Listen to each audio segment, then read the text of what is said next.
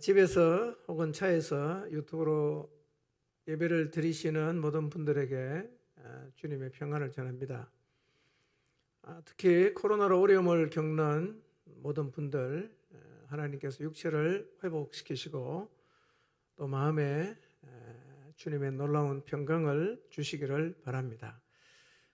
지금 불편하고 또 난감한 상황을 맞이하신 분들도 계실 것입니다. 지나가는 거니까요. 힘내시고 넉넉한 마음으로 잘 감당하시기를 바랍니다. 하나님께서 각 사람이 처한 여러 상황에 은혜 주시기를 기도하겠습니다. 현재까지 우리나라에서 코로나에 걸리신 분이 얼마나 되는지를 확인해 봤습니다. 지난 2월 4일을 기준으로 누적 확진자가 100만 명을 넘었는데요. 이것은 우리나라 인구 5,100만 명 기준으로 보면 대략 50명에 1명 정도가 확진이 된 것입니다. 2%죠. 근데 이제 지금 계속 확진자가 많이 나오고 있는데요. 200만 명이 되면 25명에 1명꼴로 이제 확진이 되는 셈인데요. 지금 추세로 보면 훨씬 더 많은 확진자가 나올 것으로 예상을 하고 있습니다. 한 500만 명이 나왔다. 그러면 10명 중에 1명입니다. 10%가 코로나에 걸린다. 이렇게 보셔야 됩니다. 근데 다행인 건요. 독감보다 증상이 약하다고 하니까 참 한편으로는 다행스러운 일입니다. 젊은 사람은 그냥 감기처럼 쉽게 지나가니까 뭐 그냥 감기 걸렸다 생각하시면 되겠지만 연세가 드신 분들은 혹시 모르니까 각별하게 더 조심하시기를 당부드립니다. 우리 교회도 지난주에 다수의 확진자가 나와서 연결고리를 끊기 위해서 지난주 수요일부터 대면을 전면 중단하고 있습니다. 이번 주 토요일까지입니다. 교회를 그냥 기도실을 제외하고는 폐쇄했다 이렇게 생각을 하시고요. 모든 모임, 소모임이나 양육 모임도 모두 비대면으로 해주시고 좀 불편하지만 여러분이 적극적으로 협조해 주시기를 바랍니다. 기대는 이번 주를 기점으로 연결고리가 다 좀 끊어지기를 기대하고 있습니다. 근데 코로나만 우리가 잘 방어를 해야 되는 건 아니고요. 우리는 두 마리 토끼를 잡아야 됩니다. 그것은 하나는 방역이고 하나는 주님과의 관계를 유지하는 것입니다. 이 두 마리 토끼를 우리가 다 잡아야 되는데 한쪽에 너무 치우치다 보면 한쪽을 또 우리가 소홀히 할 수가 있습니다. 부탁을 드리는데요. 격리가 되어서 기도실에 나오실 수 없는 분이 꽤 많은데 그래도 기도의 자리는 지키셔야 합니다. 차일피일 미루지 마시고 기도실에 못 나오면 집에서 기도할 수 있는 공간을 꼭 만드시기 바랍니다. 아마 이럴 수 있어요. 내일부터 해야지. 그러다가 일주일 다 갑니다. 그러니까 오늘 당장 집에서 여러분이 기도할 수 있는 공간을 꼭 확보하시기를 바랍니다. 일주일에서 한 열흘 정도 계속 기도를 안 하고 또 이런저런 분주함 때문에 말씀을 읽지 않는다면 우리 영혼은 충분히 황폐해집니다. 황폐해지면 우리가 사람이 가벼워집니다. 그리고 방자해집니다. 그리고 차분함을 잃어버리게 됩니다. 누구나 다 마찬가지죠. 그래서 상황 때문에 주님과의 관계를 잃어버리는 것 특별하게 조심하셔야 합니다. 칼럼에도 제가 잠깐 적었지만 5가지를 기억하시되 특별히 마음이 분주해지지 않도록 여기저기 전화해갖고 그냥 그런 얘기할 필요가 없어요. 그냥 차분하게 조용하게 주님 앞에 앉아 있을 수 있는 그런 평상심을 여러분이 갖도록 노력을 하시기를 바랍니다. 물론 조심해야지요. 그러나 그렇게 겁낼 건 없고요. 그냥 주님 앞에 있으면 우리의 마음이 고요해지고 차분해질 수가 있습니다.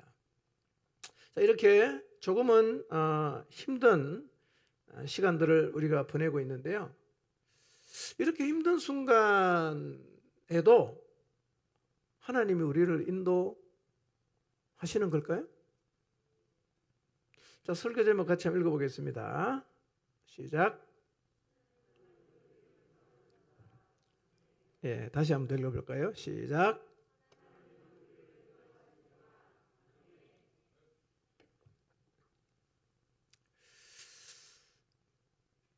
자, 이렇게 어수선하고 불편하고 또 일어나지 않아야 될 그런 일들을 겪고 있는 이 와중에서도 하나님 인도하심이 과연 있는가에 대해서 좀 생각해 보려고 합니다. 이 오미크론 때문에 몸이 아프고 또 가족과 격리되고 하면서 사실은 굉장히 많은 일이 생깁니다. 갑자기 못 나가니까요. 갑자기 일주일 동안 격리되면 예상치 못한 일들이 충분히 생겨납니다. 중요한 일정을 놓칠 수도 있고요. 또 회사의 눈치도 봐야 되고, 하여튼 이 격리와 관련해서 어려움을 겪는 분들이 실제로 많이 생겨나고 있습니다. 참 안타까운데요. 근데 이런 일을 겪으면 우리 마음에서 이런 생각이 올라와요. 하나님의 자녀인 우리의 삶을 하나님이 좀 확실하게 지켜줘서 좀 남다르게 해주시면 안 되는 건가? 이런 생각이 들어요. 좀 확실하게 지켜줘갖고 안 믿는 사람은 몰라도 믿는 나는 좀 뭔가 좀 다르게 하시면 안 될까? 이런 생각이 들죠. 믿는 우리는 마스크를 벗고 밥을 같이 먹어도 코로나에 안 걸렸다, 이러면 확실하게 하나님을 보여줄 수가 있을 것 같은데, 걸릴 병 다 걸리고 남들이 겪는 아픔 다 겪는다면 우리가 어떻게 하나님을 보여줄 수 있고, 또 남들이 겪는 아픔, 고통, 힘듦을 다 겪는다면 하나님 인도를 받는다는 게 무슨 의미가 있나? 충분히 그런 생각이 들 수 있죠. 자, 이런 일을 다 겪어도 하나님이 우리를 인도하신다고 확실하게 우리가 말할 수 있을까요? 그렇습니까? 예.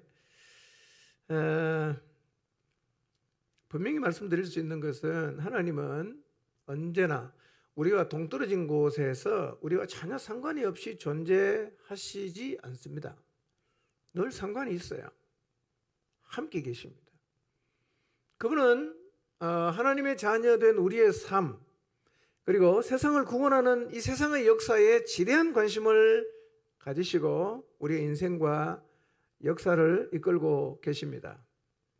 자, 간단하게 제가 구약의 아브라함부터 역사를 좀 제가 살필 텐데요. 하나님의 인도라는 관점에서 한번 생각해 보시기를 바랍니다. 자, 하나님이 아브라함을 갈대아 우르에서 불렀어요. 그리고 하나님이 지시하신 땅 가나안으로 인도하셨습니다. 그 후에 하나님은 아브라함의 삶을 아주 구체적으로 인도하셨고, 약속하신 대로 100세에 사라를 통해 이삭을 주셨습니다. 내 씨로 네 후손을 내가 주겠다 약속했는데 그 약속이 이루어졌습니다. 자, 아브라함의 아들 이삭의 삶을 보면 동일하게 하나님은 이삭의 삶도 구체적으로 인도하셨습니다. 아버지랑 똑같이 흉년이 들었을 때 그랄로 가서 아비멜렉이 이르렀을 때 하나님 이삭에게 나타나셔서 말씀하셨어요. 애굽으로 내려가지 말아라. 자, 그리고 이삭은 그 그랄 땅에서 자기 아내를 누이라고 속이죠. 왜냐하면 아내라고 하면 죽이고, 자기를 죽이고 아내를 빼앗아갈까 봐 누이다 이렇게 속이면서 자기의 생명을 보호하려고 했을 때도 하나님은 그 집의 태문을 닫으심으로 이삭을 보호해 주셨습니다. 자, 이삭의 아들 야곱의 삶을 보세요. 야곱의 삶도 하나님이 아주 구체적으로 인도하셨어요. 야곱의 삶은 우리가 이제 파란만장하다 이렇게 말할 수 있어요. 그렇지만 그의 삶을 보면 하나님이 인도하신 흔적이 아주 많이 남아 있어요. 형의 장자권을 팥죽 한 그릇에 붉은 죽에 팔아서 형의 분노를 싸고 형이 죽이려고 하니까 엄마가 형의 낯을 피해서 바단 아람으로 피신을 보냅니다. 자, 피신 가는 길에서부터 그 밧단아람에서 20년 머물 때, 그리고 돌아오는 길 가운데서도 야곱은 여러 상황 가운데서 하나님 인도를 경험했습니다. 자, 야곱의 아들 요셉 인생입니다. 역시 하나님이 인도하셨어요. 17세에 형들에게 팔립니다. 애굽의 종이 되었어요. 열심히 살았습니다. 근데 억울한 누명을 쓰고 또 감옥에 갑니다. 또 꿈을 잘 해몽해 줬지만 술 맡은 관원장의 무심함 때문에 2년 동안 그대로 감옥에 머물러 있게 되었습니다. 근데 하나님은 결국 요셉을 애굽의 총리가 되게 하세요. 그리고 아브라함에게 주신 언약대로 야곱의 모든 가족이 애굽으로 내려가는 일이 일어났습니다. 자, 여러분, 이들의 삶을요 큰 그림으로 한번 보세요. 큰 그림으로 아브라함, 이삭, 야곱, 요셉, 큰 그림 속에 보면 하나님 인도가 보입니까? 안 보입니까? 확실하게 보이죠? 아브라함 인도했어요. 이삭 인도했죠. 야곱 인도했어요. 요셉 인도했습니다. 그 문제는 뭐냐면 작은 그림이란 말이에요. 작은 그림으로 들어가 보면 힘듦도 있고요, 어려움도 있고요. 이 하나님 나를 인도하시는 게 맞나? 하나님 나한테 왜 이렇게 무심한가? 그렇게 볼 수 있는 부분이 굉장히 많이 보인다는 것입니다. 그러나 우리는 생각할 수 있어요. 큰 그림에 하나님의 인도가 분명하다면 작은 그림 속에서도 하나님의 인도는 분명한 게 당연한 얘기죠. 큰 그림에 인도가 있는데 작은 그림에서 하나님의 인도가 없다고 말할 수 없지 않겠습니까? 왜냐하면 작은 그림이 모여서 결국 큰 그림이 되는데. 자, 그리고 세월이 많이 흘러갔어요. 하나님은 애굽 땅에서 누가 태어나게 하느냐면 모세가 태어나게 하십니다. 모세가 살인자가 돼요. 광야로 도망갑니다. 양치기 목동으로 40년을 살고 있다가 어느 날 호렙산 부근의 그 광야의 떨기나무 가운데서 이상한 광경을 봅니다. 떨기나무가 타는데, 타면 그냥 다 쓰러져 없어져야 되는데 타는데 그냥 가만히 있어요. 나무는. 그거 참 이상하다. 그렇게 이상한 광경을 보러 갔다가 하나님을 만나죠. 하나님 모세를 불렀어요. 모세는 처음에는 안 가겠다고 했지만 결국 하나님의 부르심에 응합니다. 그리고 백성을 이끌고 출애굽을 합니다. 이것도 결국은 뭐냐? 하나님이 그림대로 그 백성을 인도하신다는 얘기죠. 큰 그림에. 그러니까 작은 그림에 가보면 만만치 않은 일이 굉장히 많았어요. 자, 근데 우리는 하나님의 인도하심이라는 것을 생각할 때 우리 머릿속에 그리고 있는 그림이 있어요. 하나님 인도하신다. 그럼 틀림없이 이런 그림이 그려질 거다라고 생각을 해요. 어떤 거냐? 적어도 하나님 인도하신다면 만사형통할 거다. 적어도 하나님 인도하신다면 고속도로가 있을 거다. 돌도 없고 막히는 것도 없는 고속도로가 내 앞에 생길 거다. 적어도 하나님 인도하신다고 하면 내가 가면 신호가 파란불, 가면 파란불, 가면 파란불. 아무것도 걸리는 게 없고 하나님을 믿지 않는 사람과는 삶의 어느 부분을 봐도 완전하게 차별되는 일이 끊임없이 일어날 것이다 라는 그림을 다 그리고 있어요. 그 우리가 하나님께 왜 나를 인도하시지 않으십니까? 왜 나를 버렸습니까? 라고 투정하는 이유가 뭐냐? 어느 순간 이 그림이 안 그려지면 우리가 그렇게 하나님을 향해서 반응한단 말이에요. 자, 우리의 기대를 잘 보여주는 일이 하나 있는데 소개하겠습니다. 출애굽기 8장 22절인데요. 읽어보겠습니다. 자, 하나님 인도하면 우리는 이런 그림을 그려요. 자, 읽어보겠습니다. 시작. 그날에 나는 내 백성이 거주하는 고센 땅을 구별하여 그곳에는 파리가 없게 하리니 이로 말미암아 이 땅에서 내가 여호와인 줄을 내가 알게 될 것이다. 자, 하나님이 애굽 땅에 재앙을 몇 개 내리죠? 20개입니까? 19개입니까? 10개입니까? 10개 재앙을 내리죠. 근데 첫째, 둘째, 셋째는요, 이스라엘 백성이 살고 있는 고센 땅에도 똑같이 재앙이 내렸어요. 근데 네 번째부터 이 파리 재앙부터는 이집트 사람이 살고 있는 데는 재앙이 내리는데 이 이스라엘 백성이 살고 있는 고센 땅에서는 안 내렸어요. 구별이 됐어요. 사실은 우리가 기대하는 바가 아마 이런 걸 거예요. 죄는 걸려도 나는 안 걸리는 거예요. 죄는 망해도 나는 안 망하는 거예요. 죄는 자빠져도 나는 절대로 안 자빠진다. 그래야 우리는 하나님이 나를 인도하신다라고 우리는 생각하고 싶어 하는데요. 근데 하나님은 우리를 그렇게 인도하시지 않을 때가 훨씬 더 많습니다. 그렇게 하실 때도 있어요. 근데 그렇게 안 하실 때가 훨씬 더 많다는 거예요. 고센 땅처럼 다른 데는 다 재앙이 내리지만 고센 땅에는 재앙이 안 내리는 것처럼 구별하기도 하는데 실제로 성경의 역사를 보면 그렇게 안 하시는 경우가 더 많아요. 이유는 굉장히 복합적일 것입니다. 자, 오늘 본문이 출애굽기 13장 17절에서 22절인데요. 자, 아까 읽었으니까 읽지는 않겠습니다. 자, 이건요, 아브라함부터 시작된 하나님의 인도가 쭉 연결이 되어서 여기까지 온 거예요. 그러니까 지금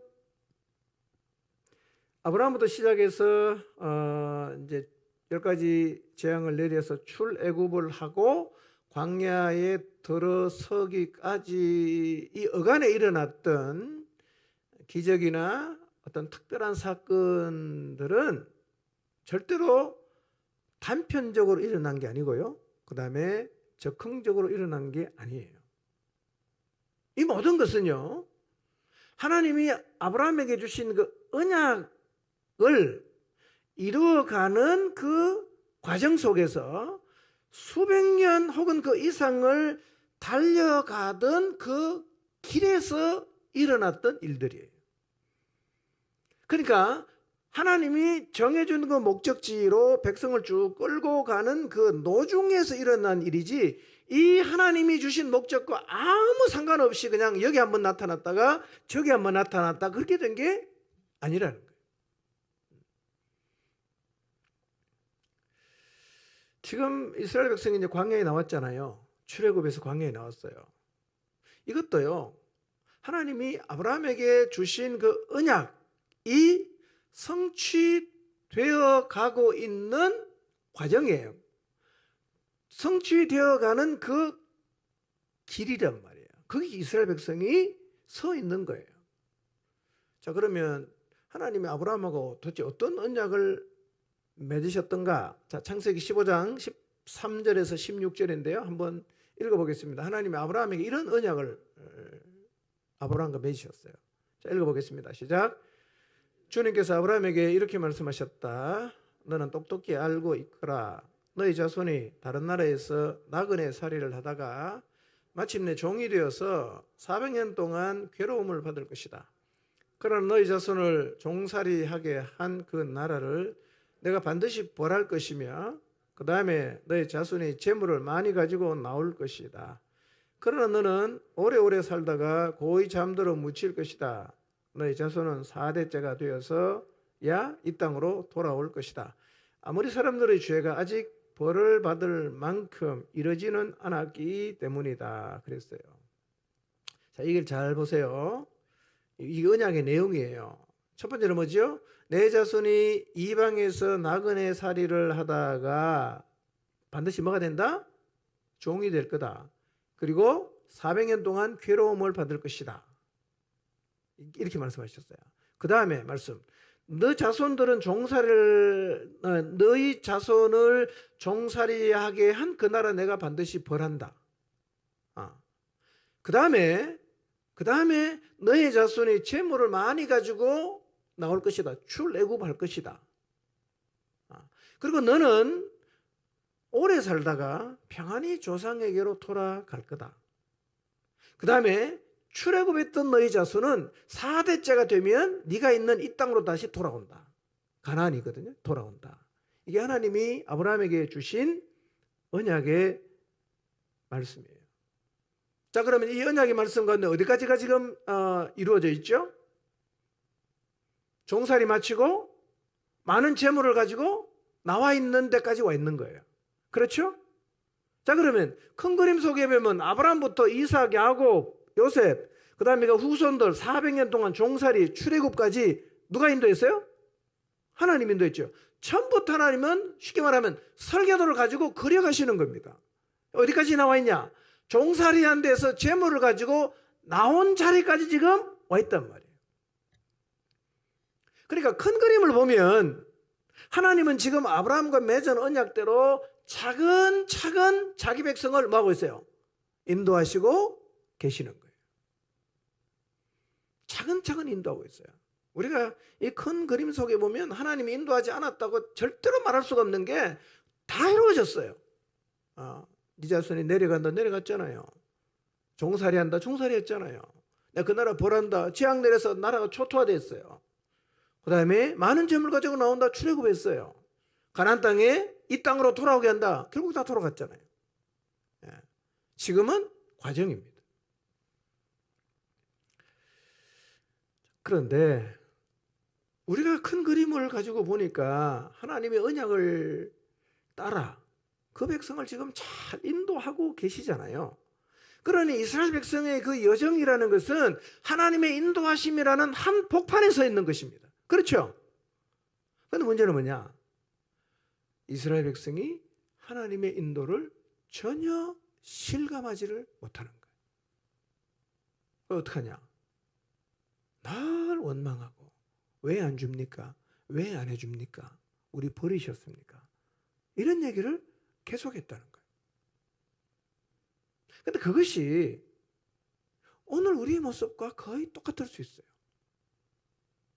우리도 큰 그림 가운데 보면 하나님께서 우리 인생, 우리 가정, 어쩌면 우리의 가문을 하나님께서 목적을 가지고 잘 이끌어가고 계시는데 우리는 그 중간중간에서 늘 하나님을 향해서 마치 이스라엘 백성이 왜 물 안 줍니까? 왜 먹을 거 안 줍니까? 라고 원망하고 불평했던 그 일을 반복하고 있을 수가 있다는 겁니다.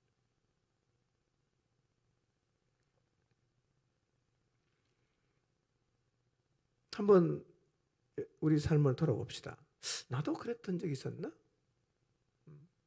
하나님은 우리의 인생 가운데 한 번도 인도의 손길을 거둔 적이 없지만 나는 하나님이 나를 버렸다고 책임 안 진다고 안 도와준다고 인도 안 해주신다고 하나님을 향해서 원망하고 불평했던 적이 있었던가를 한번 돌아보시기를 바랍니다. 사실 그 얘기는 가당치 않은 얘기죠. 가당치 않은 얘기입니다. 그런데 우리는 늘 그 얘기를 하고 있을 수 있다는 거죠. 근데요, 하나님 우리를 인도하는 방식, 성경에 너무 많이 나와 있는데요. 몇 가지만 간단히 보면, 자, 하나님 백성은요, 하나님은 자기 백성을 반드시 가까운 길로만 인도하지는 않습니다. 중요한 겁니다. 가까운 길로 인도하지 않습니다. 이건 어떻게 보면 우리의 바람과 많이 다르죠. 우리는 늘 바라는 게 뭡니까? 빨리잖아. 빨리. 곧바로. 지금 즉시. 하나님 해주세요. 이거 우리가 가장 원하는 거 아닙니까? 더더욱 한국인인 우리는 더 그럴 것 같아요. 외국 사람이 한국 사람하고 같이 살면 제일 빨리 배우는 말이 빨리빨리. 빨리빨리. 그거 배운다 그러죠? 근데 하나님은 자기 백성을 반드시 가까운 길로 인도하시지 않습니다. 자, 민수기 21장 4절 5절을 한번 볼까요? 읽어보겠습니다. 시작.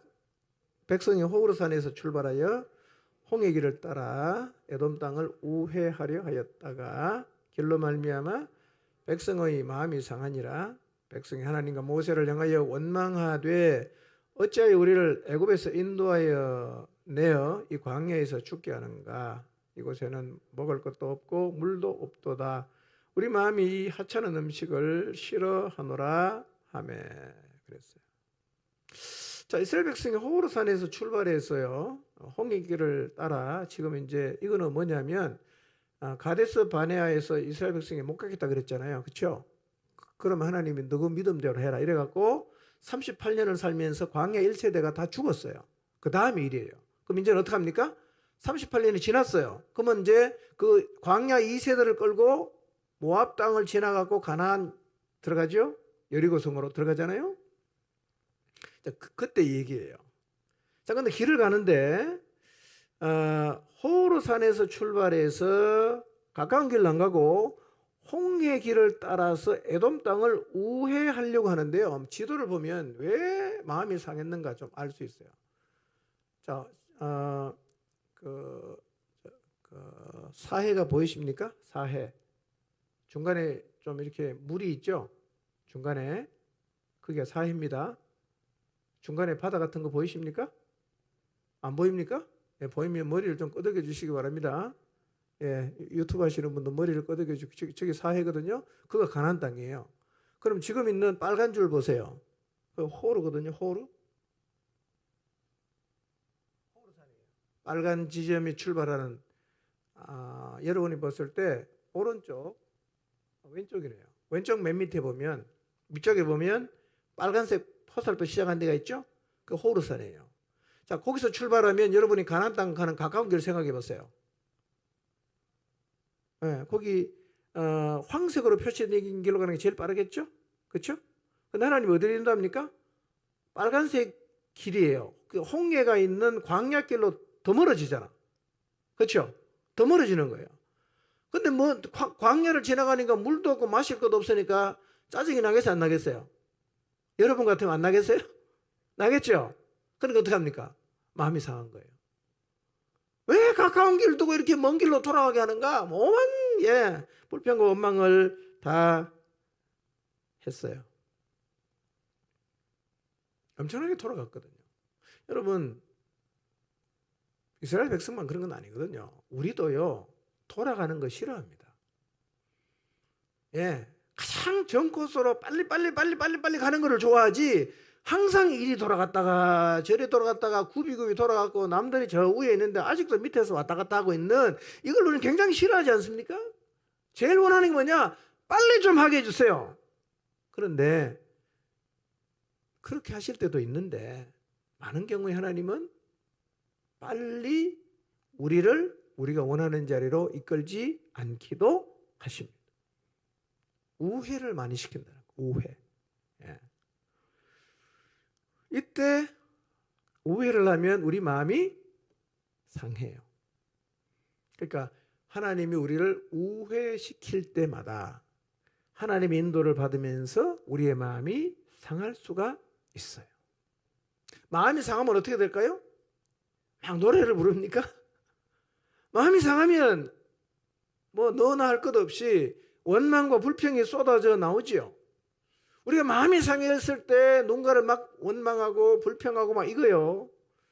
놀랄 일이 아니에요. 왜냐하면 이것은 인간이 지닌 본능과 같은 것입니다. 그런데 어떤 일에 대해서 불만을 토로하기 시작을 하면 시간이 지날수록 불만의 수위가 높아집니다. 예, 불만을 하기 시작하면 이게 점점 수위가 높아집니다. 그리고 불만을 토로하는 것은요, 습관이 되기가 아주 쉽습니다. 날 불만하는 사람이 불만합니다. 날 원망하는 사람이 원망합니다. 그렇지 않은 사람은요, 어떤 상황에도 원망하지 않습니다. 근데 원망하는 사람은요, 조그마한 일만 생겨도 늘 입에 원망과 불평을 달고 다닙니다. 왜냐하면 이게 습관이 되거든요. 복받을 습관은 아니죠. 그래서 특히 마음이 상할 때 불평과 불만이 나오지 않도록 마음을 지키고 입을 지키는 것은 참으로 필요한 일입니다. 여러분 지키십시오. 하나님 인도를 받아도 하나님 우리를 우회해서 인도하실 수 있는데 그때 여러분 이스라엘 백성이 다 그냥 입을 열어서 불평하고 원망하고 독한 말로 하나님을 향해서 원망했었는데 여러분, 그 전철은 밟지 않는 것이 복이에요. 그런 전철을 밟지 않도록 마음을 지키시고 입을 잘 지키시기를 바랍니다. 혹시 지금 하나님이 여러분의 인생을 하도록 인도하고 계시나요? 저 멀리 가야 되는데 아직도 이게 빙빙빙 돌고 계십니까? 그래서 혹시 마음이 상하십니까? 그래서 하나님을 향해서 원망과 불평을 지금 토로하시고 계십니까? 여러분, 하나님의 인도는 언제나 최선입니다. 이걸 잊지 마시기를 바랍니다. 인도는 최선이에요. 그리고요, 마음이 상하잖아요. 그러면 하나님 인도를 거절할 수도 있어요. 나 안 가겠다고. 나 그렇게 안 하고 싶다고 이렇게 거절할 수도 있습니다. 자, 출애굽기 6장 9절을 한번 볼까요? 읽겠습니다. 시작.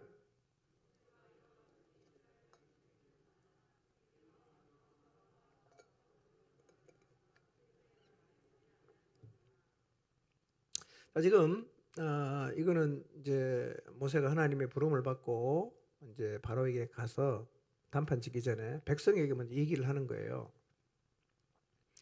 그러니까 결국은 하나님은 아브라함에게 약속하신 대로 이제 그 백성을 거기서 구출해내는 일을 지금 착착 진행하고 있지 않습니까? 그 사람을 불러서 지금 보낸 거예요. 이스라엘 백성들에게. 그 사람이 누굽니까? 모세잖아. 그러니까 결국 무슨 얘기냐? 하나님은 그분이 정하신 목적을 향해서 백성을 지금 인도하기 위해서 열심히 일하고 계시는데, 백성의 6장 9절 보세요. 백성의 마음이 어떠냐? 마음이 상했어요. 뭐 때문에? 가혹한 노역 때문에.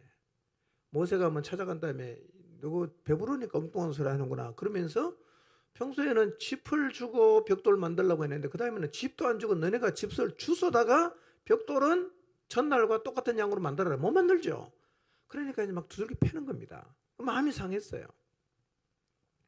그러니까 9절에 이렇게 말하지 않습니까? 모세의 말을 듣지 않았다. 여러분, 이걸 조심해야 돼요. 여러분, 하나님의 인도하심이 있어도요, 마음 상할 수 있습니다. 그리고 힘들 수 있어요. 가혹할 수도 있습니다. 역으로 말씀드리면 이거예요. 마음이 상하고 힘이 많이 든다고 하나님 인도가 아니야 라고 말할 수가 없다는 거예요. 평안하고 아무 문제 없고 이것만 하나님 인도가 아니라는 겁니다. 자, 근데 그럼에도 불구하고 하나님은 하나님의 인도를 분명히 볼 수 있도록 이스라엘 백성에게 가시적인 걸 보여줬는데 그게 뭐냐면 구름 기둥과 불 기둥이었어요. 자, 오늘 우리가 읽었던 본문에 21절부터 나와 있는데요. 읽지 않겠습니다. 하나님이 그들 앞에 가시면서 낮에는 구름 기둥으로 밤에는 불 기둥으로 그들에게 비추었어요. 낮이나 밤이나 진행을 합니다.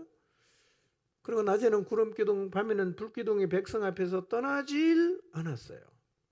자, 이스라엘이요, 한 번도 가본 적이 없는 광야길. 이 사람들 원래 가나안 땅에 살다가 요셉 때 다 이사 내려가고 거기서 400년 거의 노예로 살았으니 무슨 여행을 해봤겠어요. 그냥 그 땅밖에 모르잖아.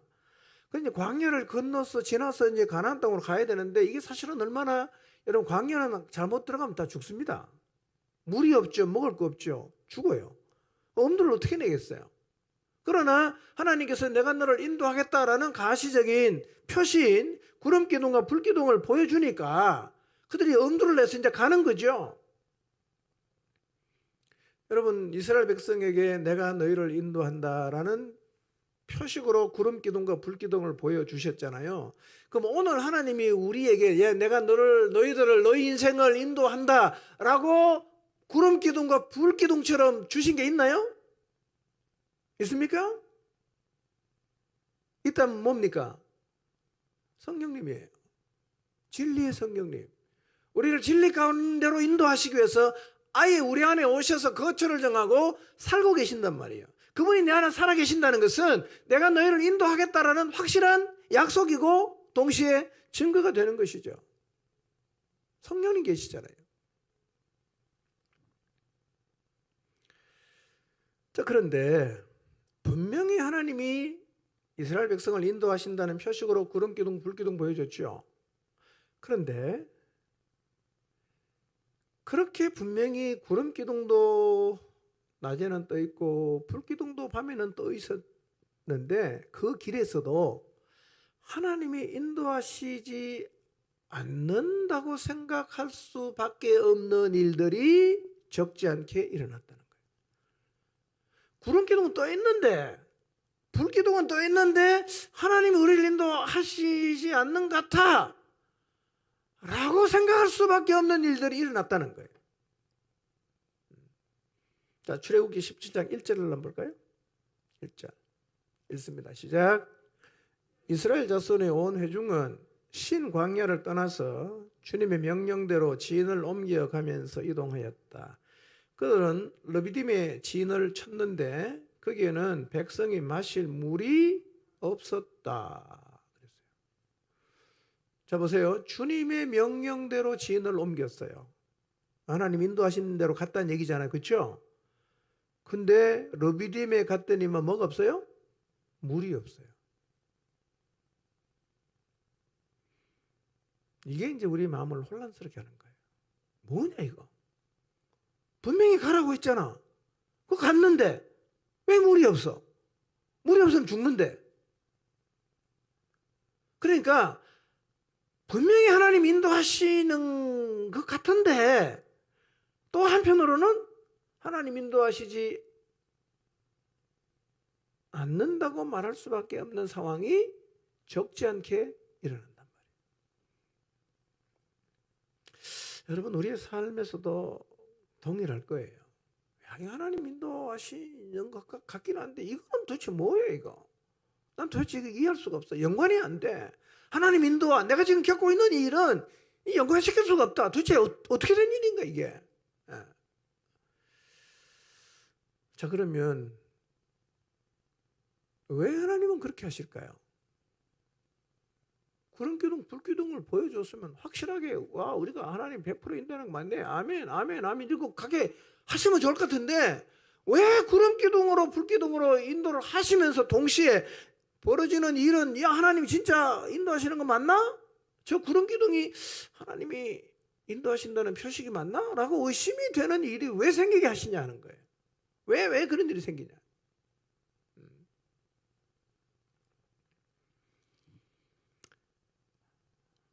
왜 물이 없는 곳으로 인도하실까? 왜 하나님은 우리 안에 성령님 주셔서 진리 가운데로 인도하겠다고 약속을 하셔놓고 이렇게 고생스럽고 힘들고 고통스러운 길을 가게 하실까? 도대체 왜 그러실까? 우리가 그 모든 이유를 알 수 있을까요? 여러분, 우선 지금 내 삶에서 일어나고 있는 이 일이 도대체 무슨 의미인가? 이거 알려고 하면요, 일단은 우리가 의도적으로 큰 그림을 자꾸 보려고 해야 됩니다. 작은 그림을 보면 잘 안 보입니다. 한 발짝 뒤로 물러나서 큰 그림을 보면 어느 정도는 이해할 수가 있어요. 그렇지만 그래도 우리는 하나님이 행하시는 모든 일들을 100% 다 알 수는 없습니다. 하나님과 우리의 차이죠. 자, 이 몇 가지 예를 제가 들어보죠. 힘들고 참 어려운 길이지만, 그러니까 작은 그림으로 보면 하나님의 인도라고 도저히 말할 수 없는 그런 상황이긴 한데, 그렇지만 좀 큰 그림으로 보면 그래서 이렇게 하셨구나라고 이해되는 부분도 있어요. 자, 그런 사례 몇 가지 봅니다. 자, 우선 요셉 이야기입니다.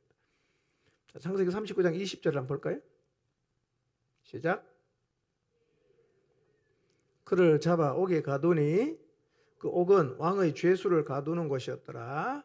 요셉이 옥에 갇혔으나 그랬습니다. 자, 이야기의 배경을 여러분이 잘 아시니까 배경 설명은 하지 않겠습니다. 자, 지금 하여튼 요셉이 누명을 썼어요.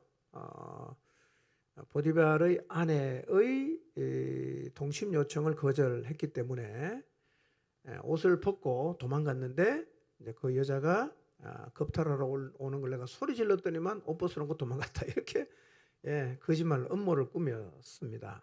감옥에 갇혔어요.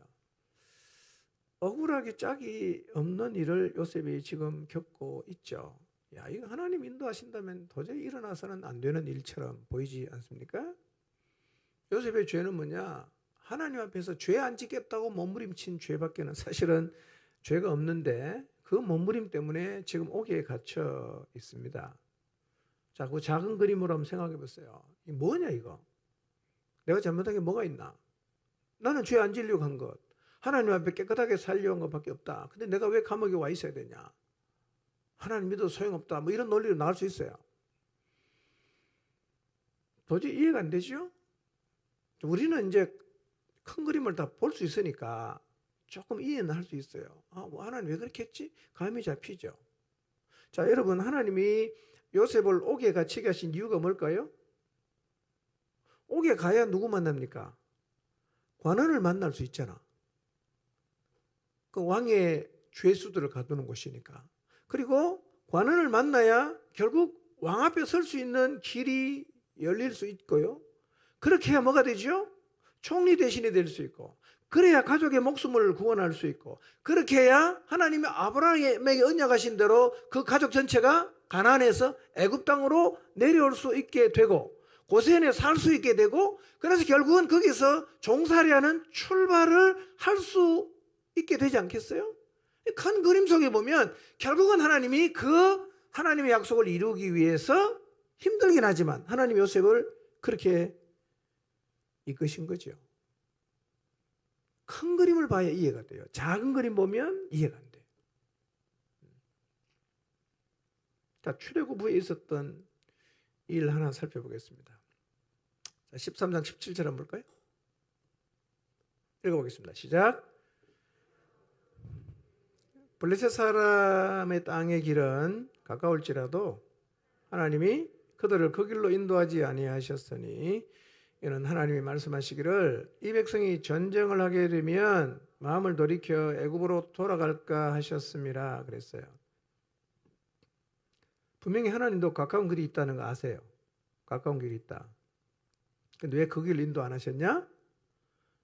성경에 다 적어놨어요. 여기 이유가 설명해놨어요. 이유는 블레셋 사람의 땅의 길이 가깝긴 한데 가다가 전쟁을 해서 사람이 막 죽고 나면 아이고 우리 잘못 나왔다 돌아가자. 틀림없이 이럴 거라는 걸 하나님이 아시는 거예요. 그러니까 어떡합니까? 그 길이 가깝긴 하지만 하나님 어떡합니까? 홍해의 광야길로 이렇게 우회해서 인도를 하셨다라고 이유를 여기는 친절하게 설명을 다 해놓으셨어요. 왜 둘러가냐? 똑바로 가면 가깝긴 하지만 가다가 전쟁하면 내가 틀림없이 애굽으로 돌아가자고 할 거 내가 아니까 그래서 내가 너희를 홍해의 광야길로 이렇게 돌아서 가게 했다라고 성경이 이야기를 하고 있습니다. 둘러가는 건 이해가 안 돼. 왜 둘러가게 하냐? 여기는 이유까지 설명해 놨어요. 자, 하나 만 더 볼까요? 신약으로 와보겠습니다. 예루살렘 교회에 일어난 핍박에 관한 이야기인데요. 8장 1절에 3절 한번 읽어볼까요? 시작.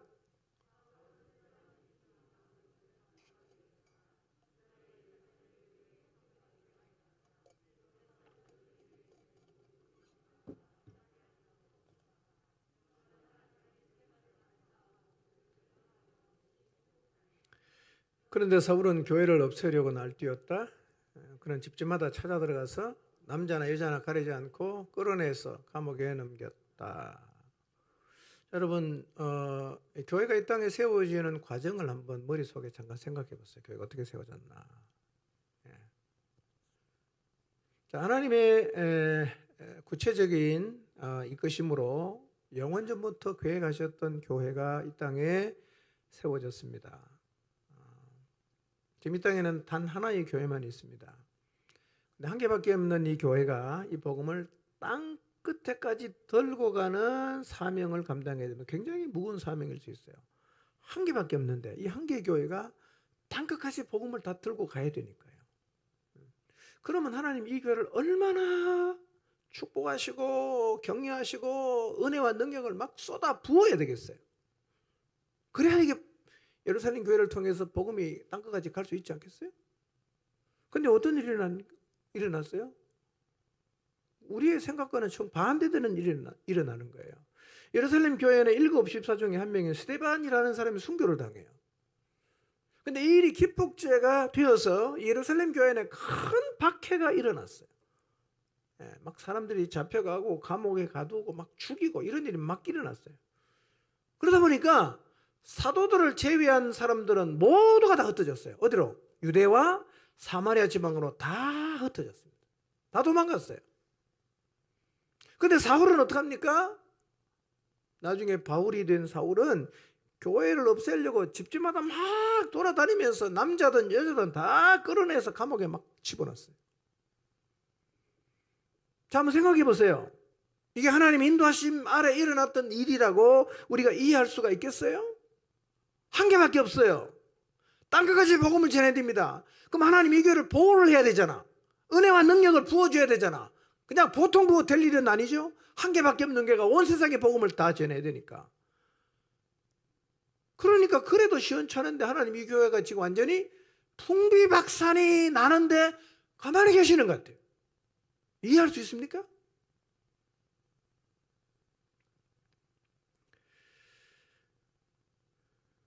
자, 그럼 왜 하나님 그렇게 하셨을까?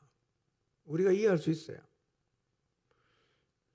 큰 그림 속에서 보면 이해가 돼요. 그러니까 여러분 인생을 살다가 하나님이 나를 버렸나? 도대체 왜 이런 일이 자꾸 나한테 일어나지? 라는 생각이 들면 조금 한 발 뒤로 물러나서 한번 크게 한번 보세요. 그럼 뭔가가 보일 거예요. 보일 겁니다. 여러분 예루살렘 교회는 지독한 편견에 사로잡혀 있지요. 이게 안 깨집니다. 사도행전 10장에 보면 베드로가 고넬료 집에 가서 이방인에게 복음을 전하잖아요. 식사를 같이 했잖아요. 이것 때문에 예루살렘 교회가 들고 일어났어요. 이 베드로가 이제 쉽게 말하면 예루살렘 교회에서 왕따가 될 판입니다. 그래서 여러분 사도행전 10장을 읽고 11장을 읽어보면 똑같은 얘기 또 합니다. 뭐냐? 설명하는 거예요. 왜 내가 이방인하고 밥을 먹어야 했는지를 그 사람에게 다 설명을 해야 될 정도로 이 유대인들은요. 우리만 하나님이 선택하신 민족이라는 지독한 편견에 사로잡혀 있습니다. 깰 수가 없어요. 안 깨집니다. 자, 그런데 이 예루살렘 교회는 굉장히 폐쇄적입니다. 땅끝까지 복음을 들고 갈 확률이 거의 없다고 봐야 돼요. 근데 예루살렘 교회 한 가지 갖고 있는 게 있어요. 그게 뭔지 아십니까? 불덩이는 갖고 있는 거예요. 불은 갖고 있는데 이 불을 들고 나갈 수는 없어. 너무 폐쇄적이기 때문에. 그래 하나님 어떡합니까? 이걸 확 흩어버립니다. 그러니까 자기 힘으로 못 깨니까 하나님 확 깨버린 겁니다. 근데 교회가 깨진 게 아니라 불덩이가 그냥 순식간에 퍼진 거예요. 그래서 불덩어리가 떨어지는 곳마다 유다든 사마리아든 다 교회가 세워지는 정말 기적 같은 일이 일어난 거예요.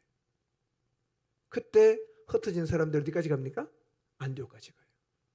이방인 최초에게 안디옥 교회도 그렇게 해서 세워졌어요. 그러니까 이렇게 큰 그림을 그리면 이해가 되는 경우가 많아요. 그러나 그렇다고 해서 모든 것이 다 이해되지는 않습니다. 어떤 거는 몰라요. 아무리 뒤로 물러가서 생각해봐도 잘 몰라. 그런 게 있어요. 자, 그런 거 한 가지만 좀 살펴볼까요? 아무리 이해하려고 해도 아무리 큰 그림을 그려도 이해가 되지 않는 부분이 있는데 그중에 하나가 뭐냐면 야고보의 순교입니다. 야고보의 순교. 자, 예루살렘 교회는 지금 하나님이 인도하고 계십니다. 그리고 땅끝까지 복음 전파하는 일을 이 교회를 통해서 계속 지금 하시고 계시는데요. 자, 12장 1절, 2절을 한번 읽어볼까요? 시작.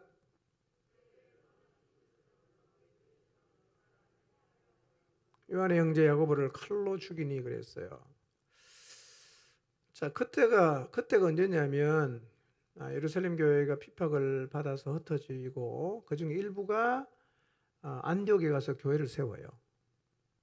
바울이 와서 열심히 가르치고 그 순간입니다. 안디옥에 교회가 세워지는 놀라운 일들이 일어나고 있던 그때 헤롯 왕이 손을 뻗쳐서 교회에 속한 사람을 몇 명 죽였는데 제일 먼저 죽인 사람이 누구냐면 요한의 형제 야고보였어요. 야고보 죽여버려요. 근데 문제는 이 야고보가 그냥 뭐 스데반이나 이런 사람 같으면 뭐 순교를 당했다 이렇게 생각할 수 있는데요. 야고보는 조금 그렇게 받아들이기 어려운 게 이 야고보는 베드로하고요, 그 다음에 요한하고 야고보 세 명은 복음서를 읽어보시면 예수님이 중요한 자리에는 꼭 요 세 명만 딱 데리고 가는 거예요. 다른 제자가 소외감을 느낄 정도로 중요한 자리는 세 명만 데리고 갔어요. 이게 무슨 신호겠어요? 내가 너희들을 아주 귀하게 쓰겠다, 뭐 그런 사인 아니겠어요? 자, 그런데 그렇게 특별하게 주님께서 준비를 시켰던 사람인 같은데 그냥 맥없이 죽어버렸어요. 맥없이 죽어버렸어요. 아니, 그렇게 특별하게 훈련시켜서 뭐라도 멋있는 일 하나 해야 되잖아. 뭐라도 하나님 나라를 위해서 참 누가 봐도 참 저 일은 저 사람이 할 수밖에 없는 중요한 일이야, 뭐 이렇게 볼 수 있는 뭔가를 해내야 되지 않겠어요? 베드로는 그랬잖아요. 요한은 어떡합니까? 끝까지 예수님을, 어머니를 지키는 일을 했거든요. 근데 야고보는 별로 한 일이 없단 말이에요. 그냥 죽어버렸어요. 뭐냐 도대체 이게. 이 일은 참 이해하기 어렵다는 겁니다. 저도 잘 모르겠어요. 왜 그렇게 하셨는지. 그래서 어떤 일은요, 우리 인생 가운데서 일어난 일이 맞아요. 하나님의 인도하심도 맞아요. 그런데 왜 하나님이 그렇게 하셨는지는 잘 모르겠어요. 그런 일이 있습니다. 자, 그럼 이건 어떻게 해야 되냐? 우리가 이해할 수 없는 일이 있어도 우리가 기억해야 될 것은 우리의 인생은 하나님의 손 안에 있어요. 자, 시편 31편 5절을 한번 볼까요? 읽어보겠습니다. 시작. 내 시대가 주님의 손에 있으니 내 원수들과 나를 박해하는 사람들에게서 나를 구하소서 그랬어요. 여러분, 다윗의 고백이거든요. 다윗이 뭐라고 고백하냐? 하나님, 내 시대는 주님의 손에 있습니다. 하나님, 내 인생은 주님의 손에 있습니다. 주님이 알아서 해주십시오. 이 얘기거든요. 여러분, 다윗의 시대만 하나님의 손에 있습니까? 우리의 시대는 하나님의 손에 없습니까? 우리의 시대도 하나님의 손에 있다는 거예요. 우리의 시대가 하나님의 손 안에 있다면 하나님이 책임지고 당연히 인도하시죠.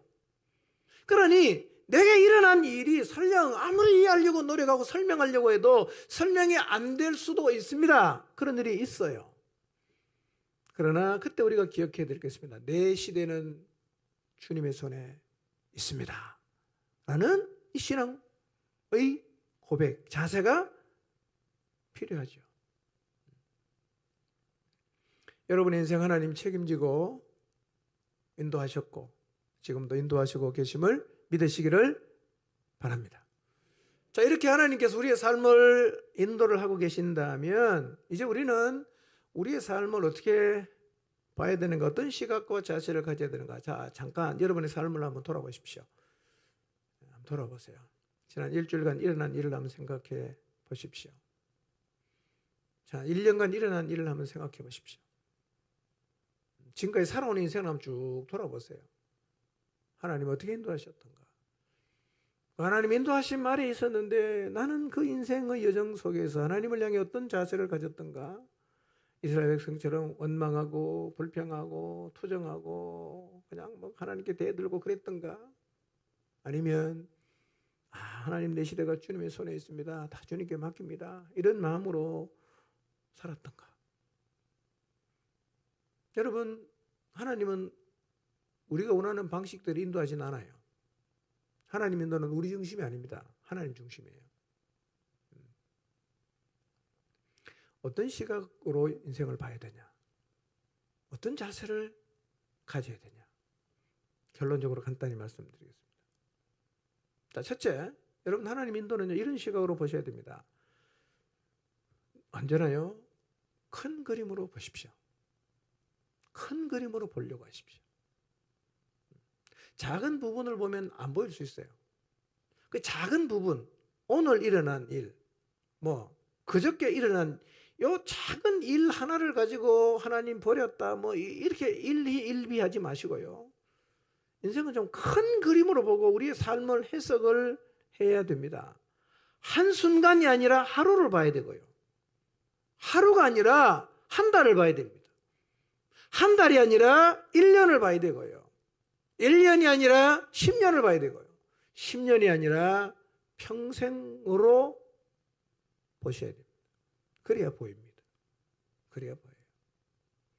저도 가끔 인생을 돌아보면 참 힘든 기억만 남아있는 것 같은데 큰 그림을 가지고 보니까요, 하나님이 주신 약속이 다 이루어져 있는 거예요.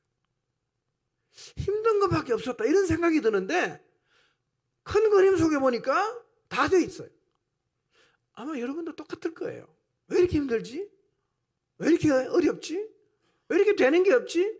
그런 생각이 들 수 있을 것입니다. 그런데 뒤로 물러나서 큰 그림을 한번 그려보세요. 근데 다 됐네. 희한하죠? 다 됐어요. 아무것도 안 된 것 같았는데 다 된 거예요. 이게 하나님 인도입니다. 그러니 너무 작은 그림을 가지고 막 웃었다가 울었다가 원망했다가 대들었다가 자빠졌다 이러는 거는요, 좀 표현이 그렇습니다만 이게 혼자서 뭐 하는 거죠? 쇼하는 겁니다.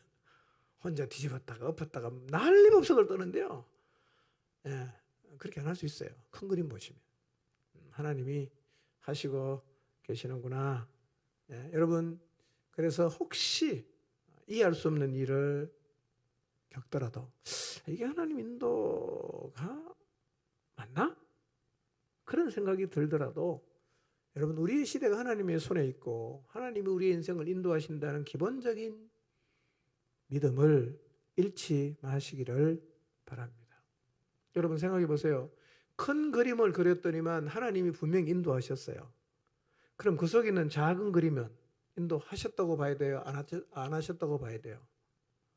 여러분, 작은 그림에서 하나님 인도를 안 해내는데 어떻게 큰 그림 속에 하나님 인도가 이루어져 있을 수 있겠습니까? 불가능하지 않습니까? 논리적으로도? 그러니 큰 그림 속에 하나님 인도가 이루어졌다면 지금 작은 그림에도 우리가 잘 이해는 할 수는 없지만 그래도 하나님이 뭐 하고 있다? 인도하시고 계신 게 확실한 거죠. 확실한 거죠. 자, 두 번째. 어떤 자세를 가져야 되냐? 원망, 불평, 절망하지 말고요. 어떤 상황 앞에 서든지 간에 잠잠히 견디고 감당하십시오. 잠잠히 견디고 감당하십시오. 여러분, 이스라엘의 잦은 실수가 뭡니까? 잘 못 견뎠어요. 조금 힘들면 그냥 원망하고 돌아가자 그러고. 여러분, 이스라엘 백성이 참 하나님 그 놀라운 역사와 기적을 베풀어서 출애굽을 시켰는데 돌아가자 이 얘기는요, 진짜 하나님을 모욕하는 거죠. 그건요, 진짜 하나님 속 뒤집어 놓는 겁니다. 어떻게 내가 너희를 이 애굽 땅에서 구출해내는데 돌아가자고 말하냐 이거예요. 그것도 내가 지금 너희를 변함없는 사랑으로 인도하고 있는데 지금 이 상황이 네 마음에 좀 안 들고 이해를 못하겠다고 그렇게 뒤집어져 갖고 애굽으로 돌아가자고 말하냐? 하나님의 입장에서는 굉장히 속상하지 않으시겠어요? 그런 얘기하면 안 되죠. 예수 괜히 믿었다. 이런 얘기가 비슷한 얘기입니다. 괜히 예수님 믿었다. 고약한 얘기입니다. 그건요. 여러분, 예수님이 우리 구원하려고 하늘 영광 모르고 이 땅에 와서 십자가를 지시고 죽으셨는데 괜히 믿었다 이렇게 말하시면 되겠어요? 그건 진짜 하시면 안 되는 말입니다. 그건요. 하나님 싫어하십니다. 예.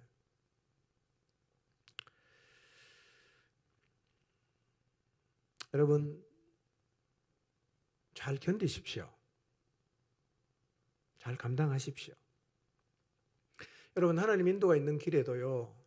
바울은 유라굴로 광풍 만났잖아요. 14일 동안 배에서 풍랑이 있는 바다에 그냥 아무런 대책 없이 그냥 흔들거리고 있는 그 배 안에 14일 동안 얼마나 힘들었겠어요. 바울은요 감당합니다. 견뎌요. 네. 굉장히 감동적입니다. 그 뒤에 이 얘기를 읽어보면요. 다 절망하고 그냥 지쳐 있는데 탁 일어났어요. 여러분 먹어야 됩니다. 내가 섬기는 하나님이 이 배에 있는 사람 중에 한 명도 생명의 손상이 없을 것이라고 말했습니다. 걱정하지 마십시오. 드십시오. 이거 아무나 할 수 있는 소리입니까 이게요? 멋있잖아요? 바울이 그랬어요. 언제요?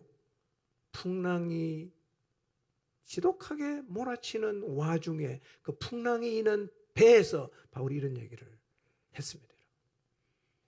여러분 바울의 인생에 광풍이 왔다면 우리 인생에는 광풍이 안 오겠어요? 올 수 있죠.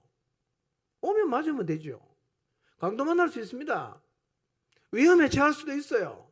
힘든 상황에 처할 수도 있습니다. 꼭 기억하십시오. 비도 옵니다. 태풍이 불어요. 어떻게 하면 되죠? 비 오면 비 맞으세요. 태풍 불면 태풍 맞고 가시면 돼요. 안 죽습니다 여러분. 괜찮아요. 비 오면 비 맞으시기 바랍니다. 예. 죄송한 얘기인데요. 코로나 걸렸다. 나으면 되잖아 그냥. 죽을 병도 아닌데. 나으면 되죠. 뭘 하나님 인도했냐 안 했냐 그런 얘기하지 마시고요. 견디고 너무 쉽게 그냥 그 순간 때문에 하나님 원망하고 불평하지 마시고요. 예, 비 맞고 당당히 걸어가시고 태풍 맞아도 당당하게 걸어가는 믿음의 사람들이 되시기를 바랍니다. 여러분 우리 인생 가운데 때로는요. 하나님의 인도가 있어도 견디고 감당하고 당하는 게 최선일 때가 있습니다. 여러분. 그냥 견디는 것밖에 방법이 없어요. 당하는 것밖에 방법이 없을 때가 있습니다. 어떡합니까? 그때 서운해하지 마세요. 그때 힘들어하지 마세요. 씩씩하게 가십시오. 내 시대가 주님의 손에 있다. 주님이 알아서 하신다. 이 믿음으로 가야 되는 겁니다. 결국에 어떻게 될까요? 합력해서 선이 되죠. 그리고 하나님의 큰 그림이 반드시 그려진다는 사실을 믿으시기를 바랍니다. 자, 마지막.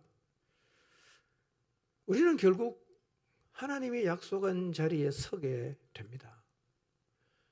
자, 제가 지금부터 단어를 쭉 나열하면 사람 이름이나 단어를 쭉 나열하는데요. 연속성이 있으니까요. 이야기를 한번 만들어 보시기를 바랍니다.